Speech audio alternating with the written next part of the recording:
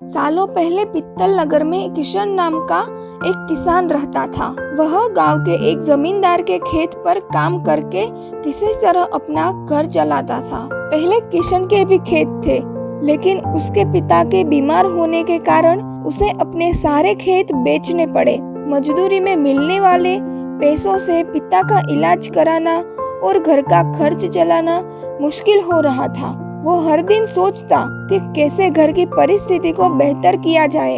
आज भी इसी सोच के साथ किशन सुबह सुबह जमींदार के खेत पर काम करने के लिए निकला। खुदाई करते समय उसकी कुदाल किसी धातु से टकराई और तेज आवाज आई। किशन के मन में हुआ कि आखिर ऐसा क्या है ये।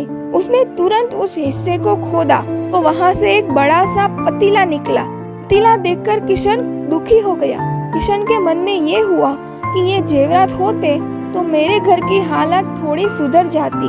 फिर किशन ने सोचा कि चलो अब खाना ही खा लेता हूँ। किशन ने खाना खाने के लिए अपने हाथ की कुदाल उस पतीले में फेंक दी और हाथ मुंह धोकर खाना खाने लगा। खाना खत्म करने के बाद किशन अपनी कुदाल उठाने के लिए उस पतीले के पास पहुंचा। वहां पहुंचते ही किशन हैरान हो गया। उस पतीले के अंदर एक नहीं बल्कि बहुत सारी कुदाल थी। उसे कुछ समझ नहीं आया। तभी उसने उसके पास रखी एक टोकरी को भी उस पतीले में फेंक दिया।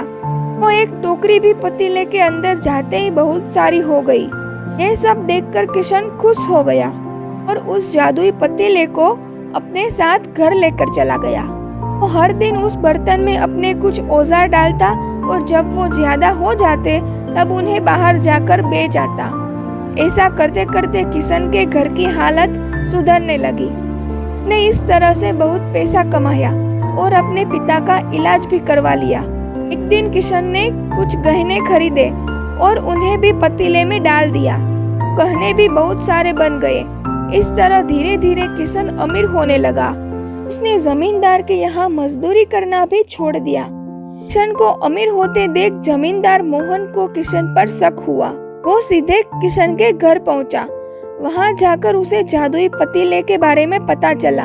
उसने किशन से पूछा कि तुमने यह पतीला कब और किसके घर से चुराया। डरी हुई आवाज में किशन बोला, साहब ये पतीला मुझे खेत में खुदाई करते समय मिला। मैंने किसी के घर चोरी नहीं की, खेत में खुदाई की। ये बात सुनते ही जमींदार ने कहा, ये पतीला जब मेरे खेत से मिला तो ये मेरा हुआ। किशन ने जादुई पतीला ना लेकर जाने की बहुत मिन्नतें की, लेकिन जमींदार मोहन ने उसकी एक नहीं सुनी। वो जबरदस्ती अपने साथ वो जादुई पतीला लेकर चला गया। जमींदार ने भी किशन की तरह उसमें सामान डालकर उन्हें बढ़ाना शुरू किया।